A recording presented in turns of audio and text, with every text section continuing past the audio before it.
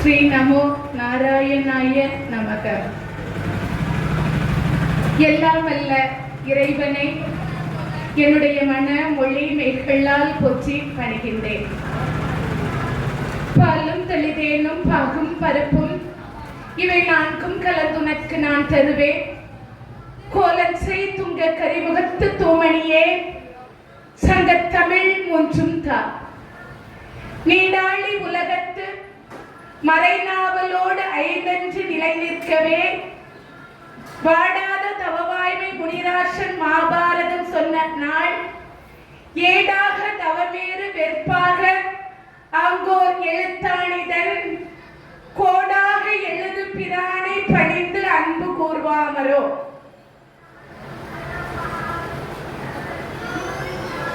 கருத்தன எந்ததன் கண்ணன கனக வெற்பின் பெருத்தன பாலலும் பிள்ளைக்கு பேரழுங்கூர் திருத்தன பாரமும் நாரமும் செங்கைய சிலையும் அம்பும் முறுத்தன மூரலும் அம்மே நீ என் முன் வந்து நிற்கவே. இன்றைய பொழுது ஒரு அருமையான பொழுது. அந்த பொழுதிலே இன்றைய தினத்திலே 9வது திருவிழாவானது மிகவும் விமர்சையாக நடைபெற்றுக் கொண்டிருக்கின்றது. நம்முடைய ஆலயத்திலே இன்றைய தினத்தை உபயமாக வழங்கியிருப்பவர்கள் குடும்பத்தார்கள், அவர்களுடைய குடும்பங்கள் பல்லாண்டு பல்லாண்டு பல கோடி நூறாண்டு இந்த பூவுலகிலே வாழ்ந்து அவர்களுடைய புகழும் அவர்களுடைய சந்ததிகளும் இன்றைய உலகத்திலே நிலைத்து நிற்க வேண்டும் என்று சொல்லி நம்முடைய பகவான் ஸ்ரீ கிருஷ்ணருடைய திருவடியிலே விண்ணப்பத்தை வைத்து அடியேன் இன்றைக்கு பேச எடுத்துக்கொண்ட தலைப்பு தசவதாரத்தின் மகிமை என்ற தலைப்பின் கீழே இன்றைய தினத்திலே நம்முடைய கிருஷ்ண பகவானுடைய லீலைகளையும் அவர்களுடைய அவதாரங்களையும் பற்றி இன்றைய தினத்திலே நாம் சிந்திக்க இருக்கின்றோம்.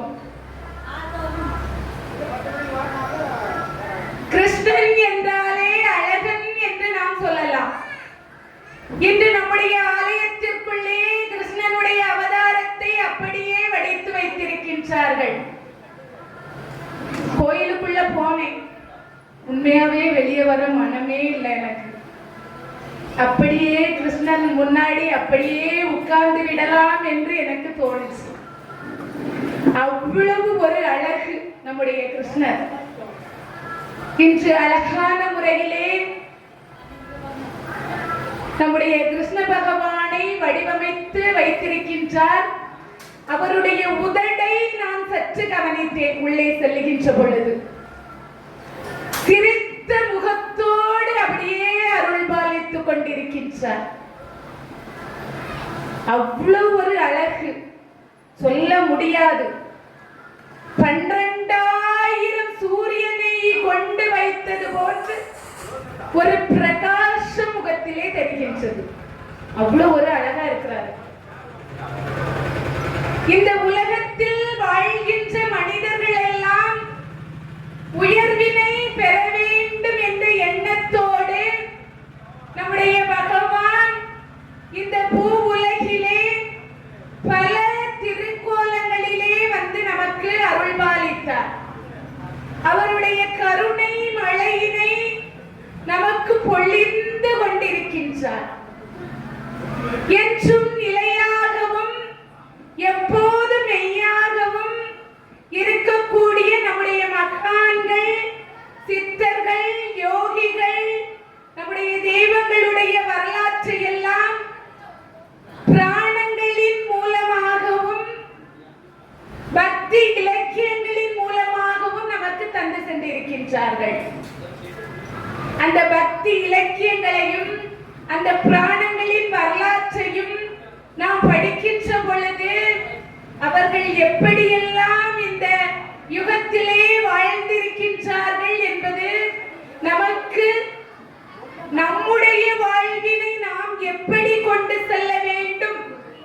என்பதற்கு உதாரணமாகவும் எடுத்துக்காட்டாகவும் நமக்கு தந்திருக்கின்றார்கள். எவ்வளவு சிறப்பு பாருங்க. நேற்று நம் கையில் கிடையாது, நாளைக்கும் நம்ம கையில கிடையாது, ஆனால் இன்று நம் கையில் இருக்கின்றது. நம்ம இந்த உலகத்தில் பிறந்து இந்த உலகத்தில் வாழ்ந்து கொண்டிருக்கின்றோம். இன்றைய தினத்தை நாம் அனுபவித்துக் கொண்டிருக்கின்றோம். அந்த தினத்திலே எந்த ஒரு பாவமும் எந்த ஒரு தீமையும் நாம் செய்யக்கூடாது என்ற நிபந்தனையை நம்முடைய மனதுக்குள்ளே நாம் கொண்டு வர வேண்டும். அப்படி கொண்டு வந்தோம் என்று சொன்னால் ஒவ்வொருத்தங்களும் நினைக்கணும். ஒருத்தங்க மட்டும் நினைச்சா போதாது. இந்த உலகத்துல நம்ம வாழ்ந்துட்டு இருக்கோம். நல்லவங்களும் இருப்பாங்க, தீயவர்களும் இருப்பார்கள்.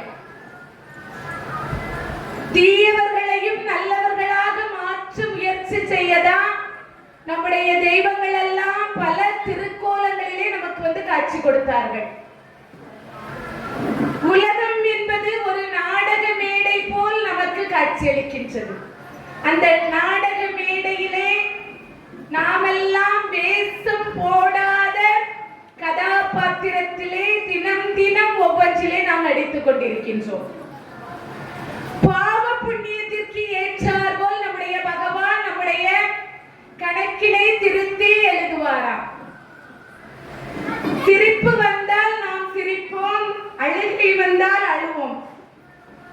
இன்பமும் துன்பமும் கலந்து வருகின்றதுனாலதான் நாம் ஒரே சமநிலையோடு இந்த உலகத்துல வாழ்ந்துட்டு இருக்கோம். இறைவன் நமக்கு இன்பத்தை மட்டும் தந்திருந்தான் என்று சொன்னால் அது நமக்கு திகட்டி போய்விடும். இன்பத்தையே எப்பொழுதும் நாம் அனுபவித்துக் கொண்டிருந்தோம் என்று சொன்னால் அது ஒரு கட்டத்திற்கு மேல் அது நமக்கு பிடிக்காமலே போய்விடும். அதனால தான் அவர் இன்பத்தோடு சேர்ந்து நமக்கு கொஞ்சம் துன்பத்தையும் தந்தார். அந்த துன்பத்தையும் நாம் அனுபவித்து நாம வாழ்ந்துட்டு இருக்கோம். சில பேர் பாத்தீங்கன்னா நல்ல கோயிலுக்கு போவாங்க, கோயில்ல போய் சாமி கும்பிட்டுட்டு வருவாங்க. நிறைய துன்பம் வரும் அவர்களுக்கு. அந்த துன்பம் வருகின்ற பொழுது அவர்கள் நினைப்பார்கள், பகவானை வணங்குவதனால் என்ன பயன் என்று நினைப்பாங்க. அவர் நம்மளுக்கு இத்தனை பெரிய துன்பத்தை தந்து கொண்டிருக்கின்றாரே, நாம் வணங்காமல் இருப்போம் என்று நினைப்பார்கள். அப்படி நினைக்க கூடாது.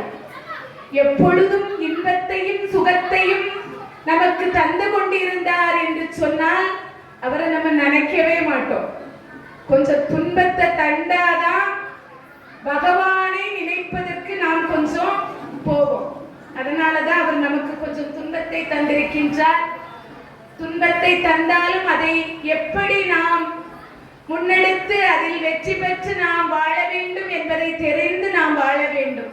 அதற்கு பகவானுடைய திருவடியை பற்றி கொள்ள வேண்டும். இப்படி இருக்கையிலே இன்றைய தினத்திலே தசாவதாரத்தின் மகிமை என்ற தலைப்பின் கீழ் நம்முடைய கிருஷ்ண பகவானுடைய அவதாரத்தை பற்றி சிந்திக்க போறோம். நல்ல அழகான அற்புதமான ஒரு நாடு நம்முடைய மதுரையம்பதி என்று சொல்லக்கூடிய ஒரு நாடு. மதுரைக்கு நிறைய சிறப்புகள் உண்டு. நேற்றைய தினமே நான் அவ்வை பிராட்டியாரை பற்றி ஒரு பாண்டியனுடைய வரலாற்றை பற்றி ஒன்று சொன்னேன். அவ்வை பாட்டியார் மிகவும் அருமையாக ஒரு பாடலை பாடியிருப்பார். சற்று ஞாபகப்படுத்துகின்றேன். மதியாதார் முற்றம் மிதித்தொருகால் மிதியாமை கோடி பெறும் என்று சொன்னார். ஒரே பாட்டில் 4 கோடி பாடலை வைத்தார்கள் நம்முடைய அவ்வை பாட்டி. மதியாதார் முற்றம் மிதித்தொருகால் மிதியாமை கோடி பெறும் என்று பாடினார்கள். உன்னீர் உன்னீர் என்று உபசரியார் ரம்மனையில் உண்ணாமை கோடி பெறும் என்றார்கள். நீ உயர்குடி பிறந்தாரோடு குடிபிறத்தல் கோடி பெறும் என்று சொன்னார்கள். அடுத்து கோடான கோடி கொடுப்பினும் உன்னுடைய பிறழாமல் இருப்பது கோடி பெறும் என்று சொன்னார்கள். இப்படி மதுரையம்பதியிலே ஒரு நிகழ்ந்த நிகழ்வு. அங்கே அவை பிராட்டியார் பாடிய பாடல். மதுரை என்று சொன்னாலே நமக்கு சட்டென்று ஞாபகம் வருவது மதுரை மீனாட்சி அம்மன். கண்களை விரித்துக் கொண்டு இரவும் பகலும் அருள் பாலித்துக் கொண்டிருக்கின்றாள் தாயானவள். அந்த வகையிலே மதுரையும் வரியிலே கம்சன் என்று சொல்லக்கூடிய ஒரு அசுரன் இருந்தார். இது எந்த யுகத்திலே நடந்தது என்று சொன்னால் துவாபர யுகத்திலே நடந்த நிகழ்வுகள். அந்த துவாபர யுகத்திலே கம்சனுடைய தந்தை உக்ரசேனன், இவனுடைய சித்தப்பா மகள் தேவகி, சூரசேனன் என்று சொல்லக்கூடியவனுடைய மகன் வசுதேவர். இந்த வசுதேவருக்கு தேவகியை திருமணம் செய்வதற்காக நிச்சயிக்கின்றார்கள். நிச்சயித்து திருமணமானது மிக விமர்சையாக நடக்கின்றது. இந்த கம்சன் தன்னுடைய சித்தப்பா மகளாக இருந்தாலும் தேவகிக்கு சீதனமாக நிறைய பொருட்களை கொடுத்தானாம். 400 தேர்களை கொடுத்தானாம்.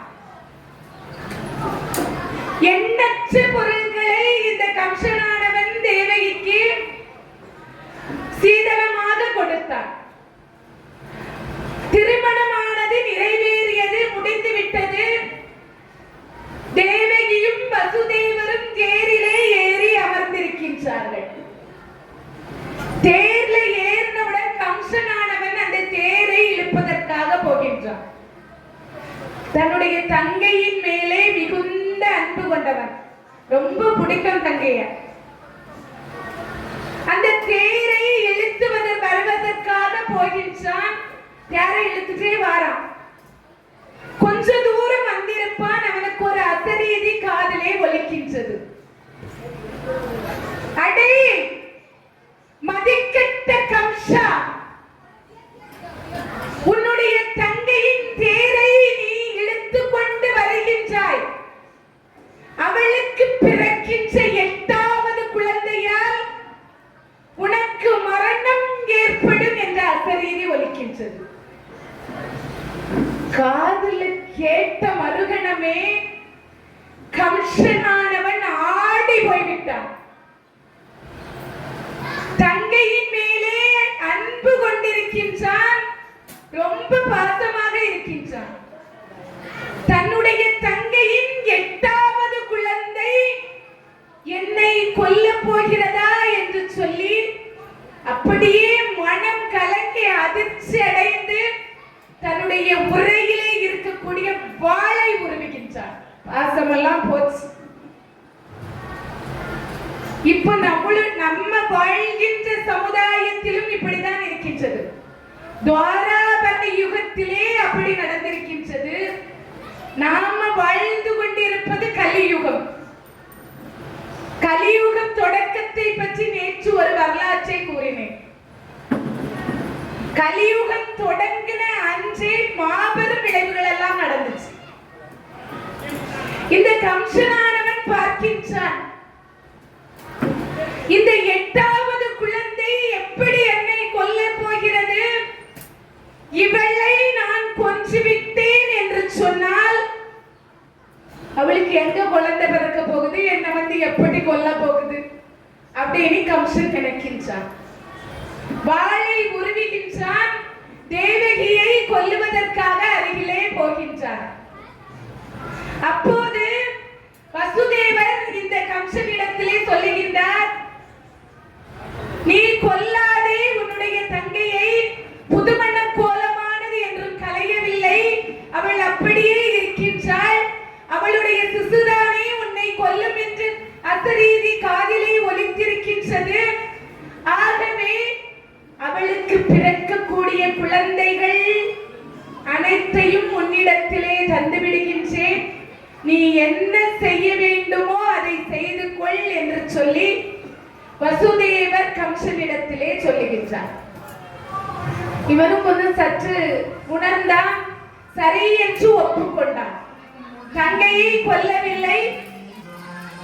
அப்படியே அந்த வசுதேவர் அரண்மனைக்கு தன்னுடைய தங்கையோடு வசுதேவரையும் கூட்டிட்டு போறாரு. கூட்டிட்டு போய் அவங்க சுபபோக வாழ்க்கை கொஞ்சம் வாழ்ந்துட்டு இருந்தாங்க. அப்பந்தான் இந்த கம்சனின் கூட இருக்கக்கூடியவர்கள் இந்த கம்சனிடத்திலே சொல்லுகின்றார்கள், கம்சனுக்கு கொஞ்சம் சுய புத்தி கிடையாது, சொல் புத்தி உண்டு. யாராவது ஏதாவது ஒன்றை சொன்னார்கள் என்று சொன்னால் அப்படியே கேட்டுவான். அதுக்கு எந்த எதிர்ப்பும் சொல்ல மாட்டான். அவனுக்கு சுய புத்தி கிடையாது, சொல் புத்தி உண்டு. அவன் கூட இருக்கக்கூடிய மற்ற அசுரர்கள் எல்லாம், உன்னுடைய தங்கையை நீ இப்படி விட்டாய் என்று சொன்னால் அவளுக்கு குழந்தை பிறப்பது உனக்கு எப்படி தெரியும்? நீ அதை எப்படி எடுத்துக்கொண்டு வருவாய் என்று சொல்லி அவருடைய மனதை மாற்றுகின்றார்கள். இவன் என்ன செஞ்சான்? வசுதேவரையும் அவனுடைய தங்கையையும் பாதாள சிறைக்குள்ளே கொண்டு போய் அடைக்கின்றான். அவனுடைய தகப்பனார் உருத்திரசேனனை சிறையிலே அடைத்து விட்டு அவருடைய அரசாட்சி எல்லாம் முடிஞ்சான். மதுரையின் பதியை இவன் அரசாட்சி செய்கின்றான்.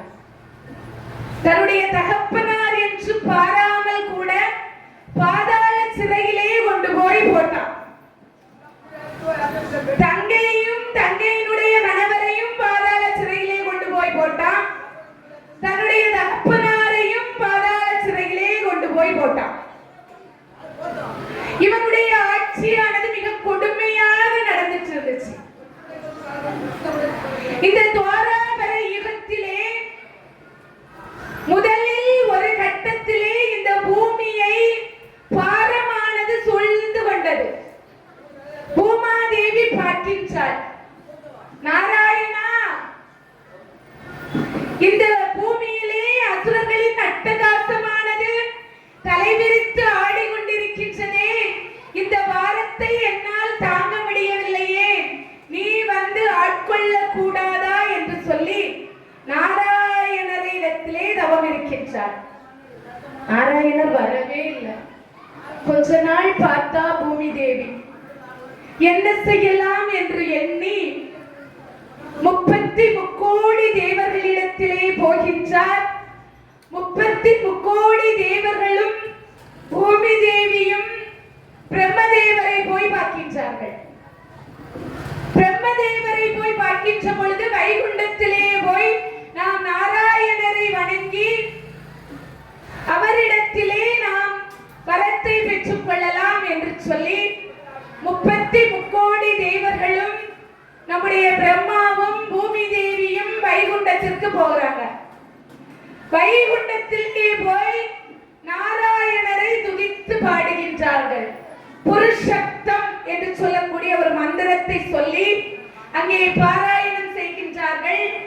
அப்போது அங்கே ஒரு அசரீதியானது அவர்களுக்கு ஒலிக்கின்றது. பிரம்மதேவரே, எதுகுலமானது இந்த துவாராபர யுகத்திலே உருவாகும்? ஆயர்பாடியிலே தேவர்களுடைய மனைவியாக இருக்கக்கூடியவர்கள் தேவ மாதர்கள் எல்லாம் எதுகுலத்திலே கோபியர்களாக வந்து பிறப்பார்கள். என்னுடைய மாய சக்திகளில் ஒன்றாக இருக்கக்கூடிய அனந்தன் என்று சொல்லக்கூடிய ஆதிசேஷன் தேவகியினுடைய வயிற்றிலே உருவாகுவான். அதை என்னுடைய இன்னொரு மாய சக்தியாக இருக்கக்கூடிய மாயா தேவி எடுத்துக்கொண்டு போய் ரோகிணியின் வயிற்றிலே வைப்பாள். அந்த ரோகிணியின் வயிற்றிலே அந்த அனந்தன் என்று சொல்லக்கூடிய ஆதிசேஷன் இருப்பான். அதை வளர்ந்து பலராமன் என்ற திருநாமத்தோடு பிறப்பான். அது மட்டுமல்லாது கொஞ்ச காலம் கழித்து நானே தேவனின் வயிற்றில் கருவாக உருவெடுப்பேன் என்று சொல்லி நம்முடைய பகவான் பிரம்மரிடத்திலே 33 தேவர்களிடத்திலே பூமி தேவியிடத்திலே சொல்லுகின்றார். நீங்கள் காத்திருங்கள் என்று மட்டும் அசரீதி ஒலித்தது. மிகுந்த மகிழ்ச்சியோடு அனைவரும் வந்தார்கள். இந்த தேவகி பாதாள சிறையிலே இருக்கின்றாள். முதல் கருவுற்றிருக்கின்றார்.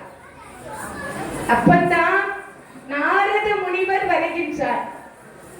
நாரத முனிவர் வந்து சொல்லுகின்றார், உன்னுடைய தேவகியின் வயிற்றிலே இருக்கக்கூடிய குழந்தைகளை எல்லாம் கொஞ்சம் விடு என்று சொன்னார். ஏன்னா அஷ்டவசுக்கள் என்று சொல்லக்கூடியது பிறந்த மறுகணமே இறந்து மோட்சம் கிடைக்க வேண்டுமா?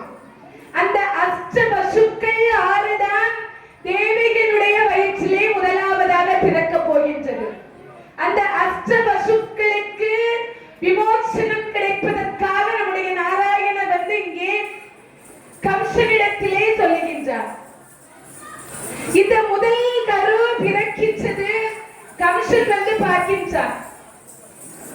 வசுதேவரும் தேவகியும் கம்சனிடத்திலே சொல்லுகின்றார்கள், அண்ணா இது முதல் குழந்தைதான். இந்த குழந்தையை கொல்லுவதனால் உனக்கு என்ன பயன் உண்டு? என்னுடைய 8வது குழந்தைதானே உன்னை வதம் செய்ய போகின்றது. அதனால நீ இந்த குழந்தையை விட்டுவிடு என்று சொல்லி மன்றாடினார். கொஞ்சம் ஈரம் இருந்துச்சு கம்சனுக்கு. விட்டுலாம் நினைச்சான். நாரதர் வந்து குழப்பி விட்டுட்டு போயிட்டாரு. அப்பதான் என்ன செய்கின்றான்? நாரதர் என்ன சொன்னார் என்று சொன்னால், இந்த தேவகியினுடைய குழந்தைகள் 8ம் பிறந்து வளர்ந்து என்று சொன்னால் ஒரு தாயினுடைய வயிற்றில் பிறக்கக்கூடிய குழந்தைகள். உனக்கு அடையாளம் தெரியாமல் போயிருண்டா அப்படின்னு சொல்லி குழப்பி விட்டுட்டு போயிட்டாரு. கம்சனானவன் குழப்பம் வந்துவிடும் என்று சொல்லி அந்த முதல் கருவை அந்த 2 கால்களையும் பிடித்து கொடூரமாக செவத்திலே போய் அடிச்சான். செவத்திலே போய் அடித்தவுடன் அந்த பிஞ்சை குழந்தையானது இறந்துவிட்டது. 2வது குழந்தை பிறந்துச்சு. 2வது குழந்தையை அப்படியே செவத்துல வச்சு அடிச்சான். 3வது, 4வது, 5வது, 6வது 6 குழந்தைகளையும் அப்படியே சுவத்தில் வைத்து அடித்து அந்த சிசுக்களை கொன்று வதம் செய்தார். கொன்று விட்டார். கருணையே இல்லை. தன்னுடைய தங்கையார் கண்ணீர் விட்டு அழுத பிறகும் அவன் விடல. அந்த அஷ்டவசுக்கள் வந்து தேவகியினுடைய வயிற்றிலே பிறந்து மறுகணமே இறந்து மோட்சத்தை அடைந்தது. அவ்வளவுக்கு சிறப்புகள் எல்லாம் உண்டு. 7வதாக அந்த அனந்தன் என்று சொல்லக்கூடிய அந்த ஆதிசேஷவன் நம்முடைய பகவானுடைய மாய சக்திகளில் ஒன்றாக இருக்கக்கூடியவன். அவன் என்ன பண்றான்?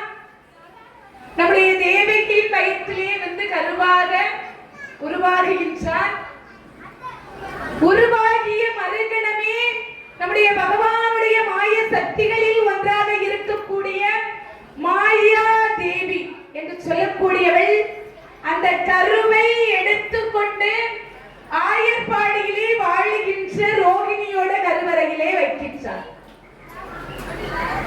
நம்முடைய பகவான் அந்த மாயா தேவி, நீ யசோதையின் கருவறையிலே வளருவாய் என்ற ஒரு வரத்தை அந்த பூமி தேவி, அந்த மாயா தேவி யசோதா தேவியினுடைய கருவறையிலே வளருகின்றாள்.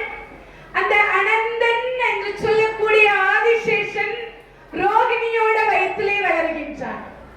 அந்த சமயத்திலே நம்முடைய பகவான் தேவகியினுடைய கருவறையிலே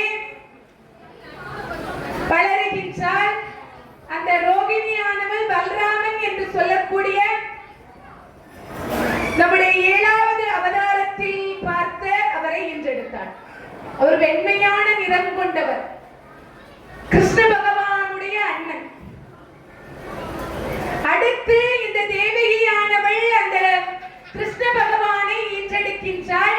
அதே சமயத்தில் யசோதை இங்கே மாயாதேவி என்று சொல்லக்கூடிய அந்த சக்தியை ஈன்றெடுக்கின்றார், அந்த தேவியை ஈன்றெடுக்கின்றார். இந்த அம்மா மயங்கி போயிட்டா. என்ன குழந்தை பிறந்திருக்குன்னே இவளுக்கு தெரியல. அவ மயங்கி போய் இருக்கின்றாள். அப்போதுதான் தேவகியின் வயிற்றிலே நம்முடைய கிருஷ்ண பகவான் அவதரிக்கின்றார். அந்த குழந்தையை அப்படியே அள்ளி எடுக்கின்றார்கள். ஒரு கையிலே சக்கரத்தோடும் ஒரு கையிலே சங்கோடும் 4 கைகளோடு ஒரு கையிலே தாமரை மலரோடும் பட்டு பீதாம்பரத்தோடு நம்முடைய கிருஷ்ண பகவான் அவதரித்தார். இன்னைக்கு கிருஷ்ணரை கோயிலுக்குள்ள போய் எல்லாரும் பாருங்க, அவ்வளவு அழகா இருக்கிறாரு. சிரித்த முகத்தோடு அருள் பாலித்துக் கொண்டிருக்கின்றார். அவருடைய முகத்தை பார்த்து கொண்டே இருக்கலாம், அவ்வளவு ஒரு அழகு. இங்கேயும் நம்முடைய கிருஷ்ண பகவான் சிரித்த முகத்தோடு கையிலே சங்கும் சக்கரமும் தாமரை மலரும் பட்டு பீதாம்பரத்தோடு வந்து காட்சி கொடுக்கின்றார், அவதரித்திருக்கின்றார். தேவகி அம்மையார் அந்த பிள்ளையை எடுத்து மடியில வச்சு அப்படியே பார்த்துட்டு இருக்கா. இப்போது வருவானே இந்த கம்சன், என்னுடைய பிள்ளையை கொல்லுவானே என்று கண்ணீர் விடுகின்றார். அப்போதுதான் கிருஷ்ண பகவான் தன்னுடைய விஸ்வ ரூபத்தை காட்டுகின்றார். அப்படியே மிகப்பெரிய ஒரு ரூபம். அந்த ரூபத்திலே வந்து காட்சி கொடுக்கின்றார் தேவகிக்கும் வசுதேவருக்கும். நீங்கள் கவலைப்பட வேண்டாம், மாயாதேவி யசோதைக்கு மகளாக பிறந்திருக்கின்றாள் ஆயர்பாடியிலே. நீங்கள் என்னை ஒரு கூடையிலே வைத்து எடுத்து கொண்டு போய் ஆயர்பாடியிலே வைத்துவிட்டு மாயாதேவியை எடுத்து கொண்டு வாருங்கள், மற்றதை நான் பார்த்துக் கொள்கின்றேன் என்று நம்முடைய பகவான் அந்த நேரத்திலே நம்முடைய தேவகிக்கும் வசுதேவருக்கும் கூறுகின்றார். அது மட்டுமல்லாது இவர்களுடைய முன் ஜென்மத்தை அவர்களுக்கு ஞாபகப்படுத்துகின்றார். முன் ஜென்மத்திலே இந்த வசுதேவர் சுபதா என்று சொல்லக்கூடிய ஒரு மன்னனாக வாழ்ந்து வருகின்றார். முந்தின ஜென்மத்திலேயும் பகவான் இந்த வசுதேவருக்கும் தேவகிக்கும் தான் மகனாக பிறந்தாராம். பரிச்சலை என்று சொல்லக்கூடிய ஒருத்தியை திருமணம் செய்து இந்த சுபதா என்று சொல்லக்கூடியவர் வாழ்ந்துட்டு வர்றாரு. இவர்களுக்கு ரொம்ப நாளா குழந்தை இல்லை. பிரம்மதேவரை நோக்கி தவம் இருக்கின்றார்கள். ஐம்பூதங்களையும் அடக்கி பஞ்சபூதங்களையும் அடக்கி அவர்கள் தவம் செய்கின்றார்கள். பிரம்மதேவர் படைக்கின்ற தொழிலை செய்யக்கூடியவர் என்ன செஞ்சாரு? புயல் அனுப்பினார். புயல் காற்றை அனுப்பினார், மழையை அனுப்பினார். அவர்கள் எதுவுக்குமே அந்த தவமானது கலையவில்லை, அப்படியே தவத்தில் ஆழ்ந்து கொண்டிருந்தார்கள். அப்போதுதான் பகவான் இவருக்கு அசரீது ஒலித்து, உங்களுக்கு என்ன வரம் வேண்டும் என்று கேட்கின்றார்கள். உங்களுக்கு முக்தி கொடுக்கின்றோம் என்று சொல்கின்ற பொழுது, எங்களுக்கு முக்தி வேண்டாம், நீங்களே எங்களுக்கு மகனாக பிறக்க வேண்டும் என்ற வரத்தை பெற்று அந்த கணமே பகவான் மகனாக பிறந்தாராம். அடுத்து இன்னொரு ஜென்மத்திலேயும் பகவான் இவர்களுக்கு மகனாக பிறந்தார்கள். காசியப்பர் அதீதி என்று சொல்லக்கூடிய தம்பதிகளுக்கு உபத்ரசேனன் என்று சொல்லக்கூடிய மகனாக பிறந்தாராம். இதையெல்லாம் பகவான் அந்த நேரத்திலே இவர்களுக்கு ஞாபகப்படுத்துகின்றார்கள். இது தொடர்ச்சி. மூன்றாவது ஜென்மத்திலும் நான் உங்களுக்கு மகனாக பிறந்திருக்கின்றேன் என்று சொல்லி நம்முடைய பகவான் இவர்களுக்கு ஆட்சி கூறுகின்றார்கள். குழந்தையானது இந்த வசுதேவருடைய சங்கிலிகள் எல்லாம் தானாகவே அவிழ்க்கப்பட்டது. ஒரு கூடையிலே அந்த கிருஷ்ண பகவானை எடுத்து வைத்தார். அந்த சிறைச்சாலையின் கதவானது தானாக திறந்தது. தலையிலே கிருஷ்ண பகவானை சுமந்து கொண்டு அப்படியே வருகின்றார். கடலானது வழி கொடுத்தது. ஆயர்பாடிக்கு வருகின்றார். யசோதையின் அருகிலே மாயாதேவி மாயா சக்தியாக சிறு குழந்தையாக அங்கே அவதரித்து படுத்திருக்கின்றாள். என்ன குழந்தை என்று யாருக்குமே தெரியாது. வசுதேவர் வருகின்றார். கிருஷ்ணனை அங்கே வைத்துவிட்டு அந்த மாயாதேவியை கூடைக்குள்ளே எடுத்து வைத்து அப்படியே பாதாள சிறைக்கு கொண்டு வருகின்றார். மீண்டும் சிறைச்சாலையின் கதவானது திறக்கின்றது. திறந்து அவர் அங்கே உள்ளே சென்று அந்த குழந்தையை வைத்திருக்கின்றார். சிறைச்சாலை கதவு தானாக மூடிவிட்டது. கம்சனுக்கு இந்த விஷயமானது தெரிகின்றது. அவன் அடுத்து உடனடியாக சிறைச்சாலைக்குள்ளே வருகின்றான். வந்து அந்த குழந்தையை பார்க்கின்றான். அண்ணா, எனக்கு பெண் குழந்தை தான் பிறந்திருக்கின்றது. ஆனால் உனக்கு அசரீரி ஒலித்தது ஆண் குழந்தையால் தான் உனக்கு மரணம் என்று சொன்னாய். எனக்கு பிறந்திருப்பதோ பெண் குழந்தை. ஆகவே அந்த பெண் குழந்தை உன்னை ஒன்றும் செய்யாது. அதை விட்டு விடுவாயா என்று சொல்லி கேட்கின்றார். அவன் விடுறதா இல்ல, ஏதாவது ஒரு ரூபத்தில் வந்து இது என்னை கொன்றுவிடும் என்று சொல்லி அந்த மாயாதேவியின் 2 கால்களை அப்படியே பிடிக்கின்றான். பிடித்து மற்ற குழந்தைகளை போல சுவற்றிலே கொண்டு போய் அடிக்கின்றான். அடித்து மறுகணமே அந்த மாயாதேவி அப்படியே பெரிய உருவமாக அங்கே ஒளியாக அப்படியே காட்சியளிக்கின்றால். அது கம்சனுக்கு தெரியல. 33 கோடி தேவர்களுக்கு தெரிஞ்சிச்சான் அந்த மாயா சக்தியோட சுய ரூபம். ஒரு அசரீதியானது அங்கே கேட்கின்றது. கம்சா, உன்னை கொல்லக்கூடிய 8வது குழந்தையானது இந்த துவாராபர யுகத்திலே பிறந்திருக்கின்றது. அது எங்கே வளர்கின்றது என்று உனக்கே தெரியாது என்று சொல்லிவிட்டு அந்த மாயா சக்தியானவள் அப்படியே மறைந்து போய்விடுகின்றார். உரிய நேரத்தில் வந்து அது உன்னை அவர் வந்து உன்னை வதம் செய்வார் என்று சொல்லுகின்றார். அப்போ ஆடி போய்ச்சான். அந்த சக்தியோட அசரீதி காதில் ஒலித்ததை கேட்டு கம்சன் ஆடி போய்விட்டான். தன்னுடைய அரசவையிலே இருக்கக்கூடிய மற்றவர்களிடத்திலே ஆலோசனை கேட்கின்றான். ஆலோசனை கேட்டால் இந்த யுகத்திலே பிறந்திருக்கக்கூடிய 10 நாளைக்கு உட்பட்ட குழந்தைகள் அனைத்தையும் கொஞ்சி வீழ்த்து என்று சொல்லி ஆணை பிறப்பிக்கின்றான். ஒவ்வொரு பிள்ளைகளையா 10 நாளைக்குள்ள பிறந்த பிள்ளைங்க எல்லாத்தையும் கொஞ்சம் போட்டான். ஆனா இவனை கொல்லக்கூடிய பிள்ளையை இவன் கொல்லல. அது ஆயர்பாடியில நல்ல சௌக்கியமா வளர்ந்துட்டு இருக்கு. அது பண்ண அட்டகாசம் இருக்கே, கொஞ்சமா நஞ்சமா. கோபியர்கள் இருக்கக்கூடிய வீட்டிலே வெண்ணையை திருடி தின்று விடுவானா. கிருஷ்ண பகவானுக்கு மனசு ரொம்ப வெள்ளையா, அதனால வெண்ணையை திருடி தின்பாராம். திருடி தின்றால் ருசி அதிகம் அப்படின்னு சொல்லுவாங்க. அது மாதிரி இவரை கொடுத்தா தின்ன மாட்டாரா, இவர் திருடிதான் சாப்பிடுவாரா.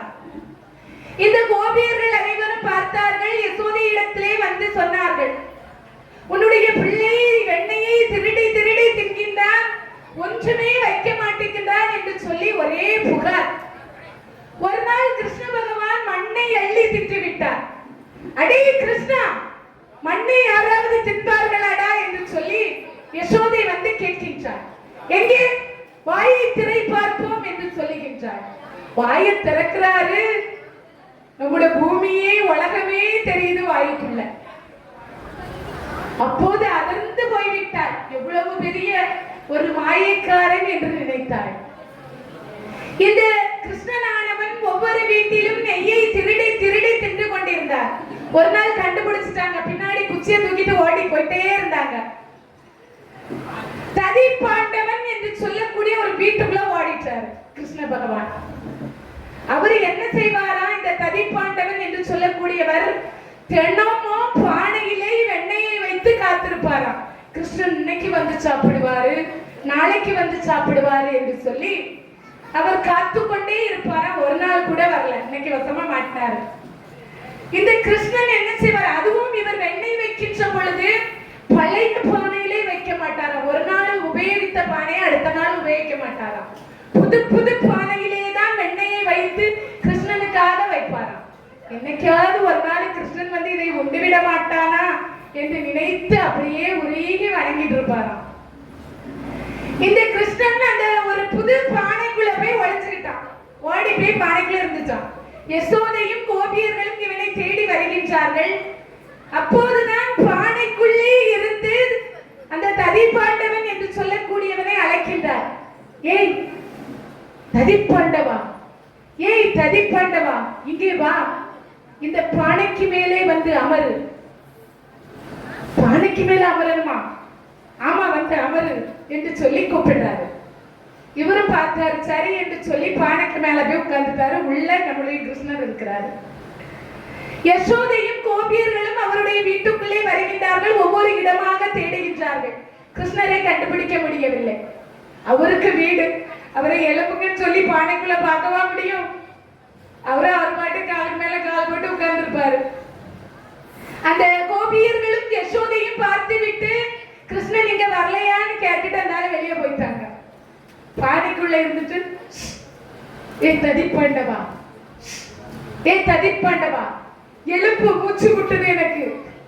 பானைக்கு மேலே உட்கார்ந்து இருக்கின்றாயே, எனக்கு மூச்சு முட்டுது, எழுப்பு என்று சொல்லுகின்றார். இவர் எழுப்பல, நான் எழுப்ப மாட்டேன்.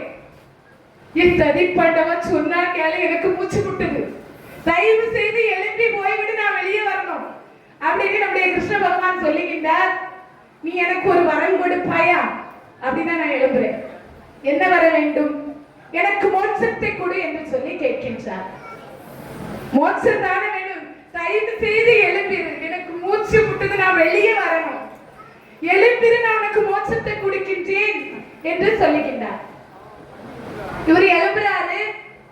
அந்த மறுகணமே நம்முடைய கிருஷ்ண பகவான் சொல்லுகின்றார், எனக்கு ஒளிவதற்கு இடம் கொடுத்த இந்த பானைக்கும் நான் மோட்சம் கொடுக்கின்றேன், உனக்கும் நான் மோட்சம் தருகின்றேன் என்று சொல்லி ஒரு ரதத்தை வர வைத்து அந்த ரதத்திலே அந்த ததிபாண்டவன் என்று சொல்லக்கூடியவன் ஏறி அமர்கின்றான்.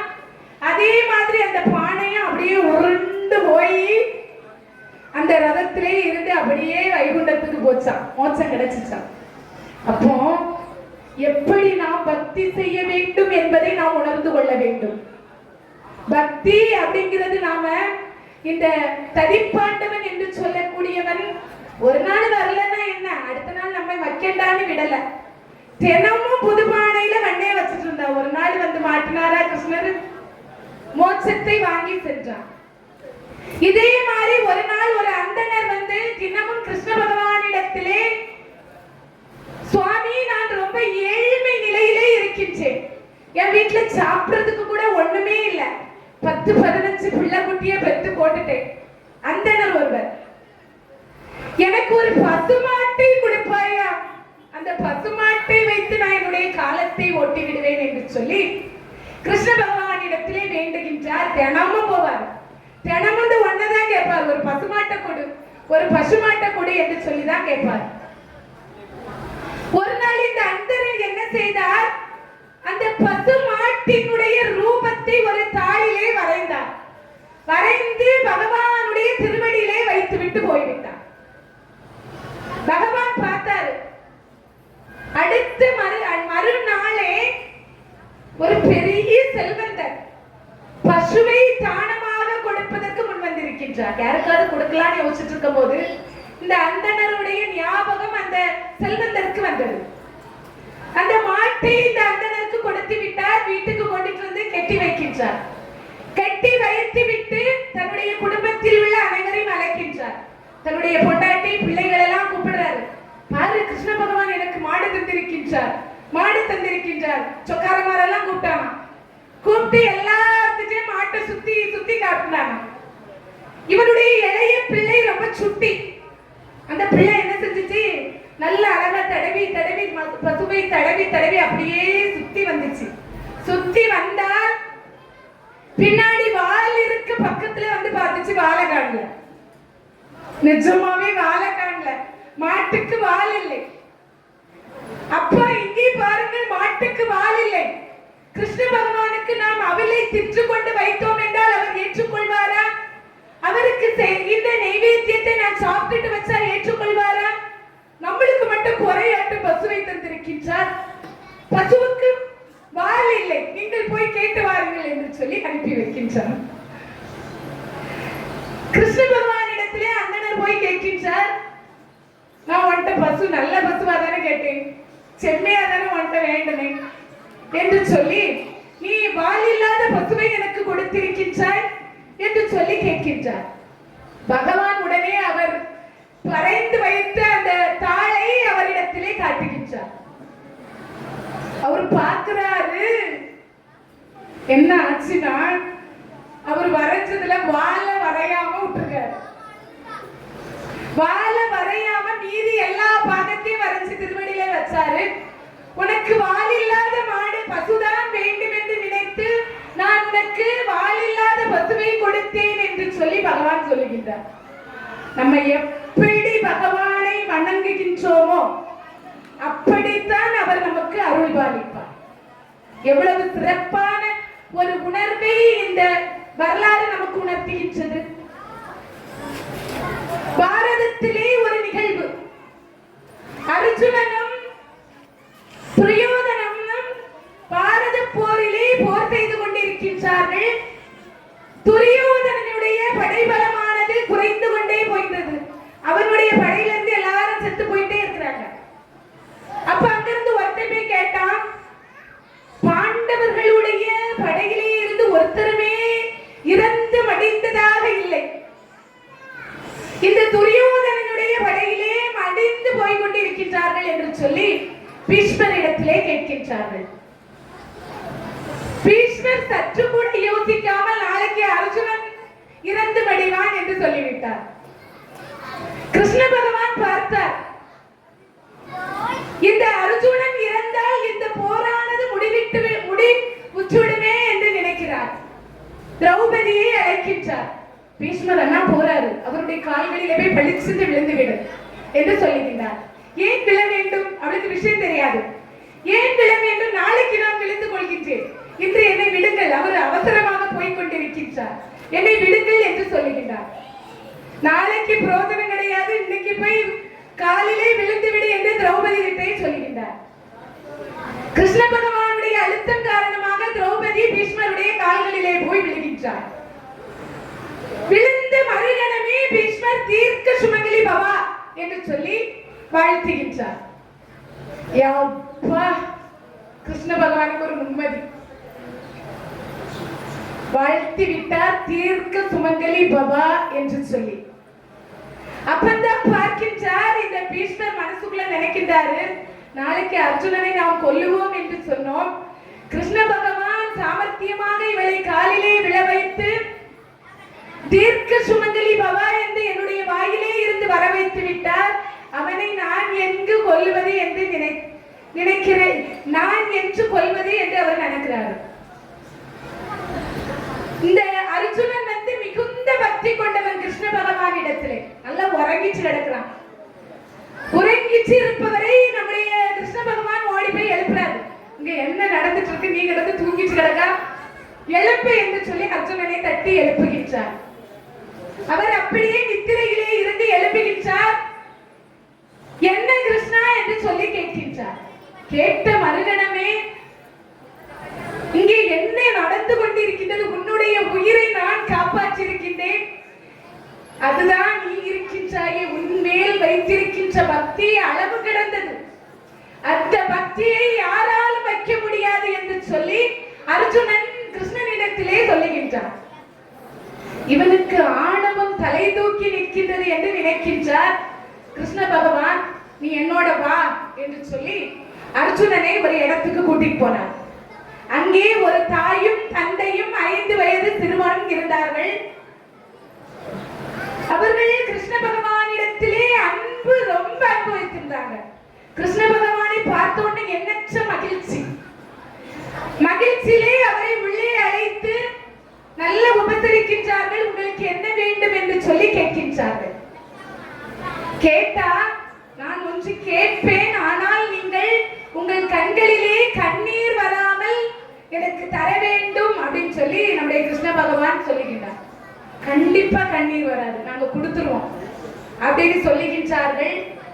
உங்களுடைய 5 வயது சிறுவனை உச்சியிலிருந்து அப்படியே உள்ளங்கால் வரை நேர் பகுதியாக வெட்ட வேண்டும், அறிந்து வலது பாகத்தை நீங்கள் எங்களுக்கு கொடுக்க வேண்டும் என்று சொல்லி சொல்லுகின்றார். சரி என்று அந்த தாயும் தகப்பனும் ஒப்புக்கொள்கின்றார்கள். அந்த 5 வயது பிள்ளையினுடைய இடது கண்களிலே இருந்து நீரானது வருகின்றது.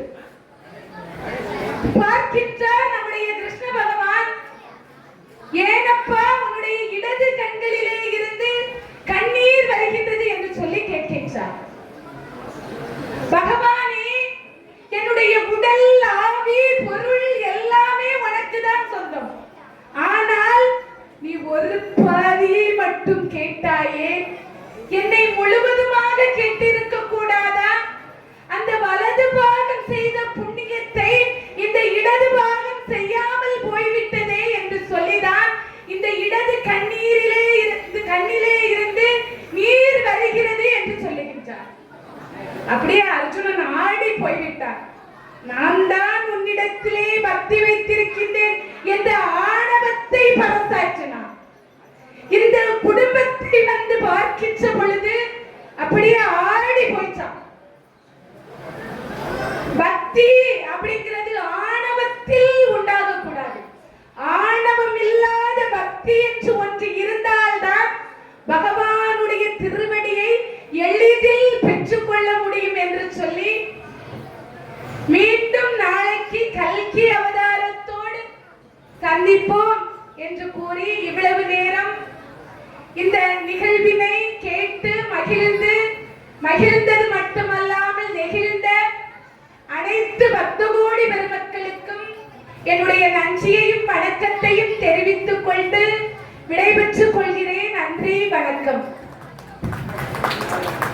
நன்றி.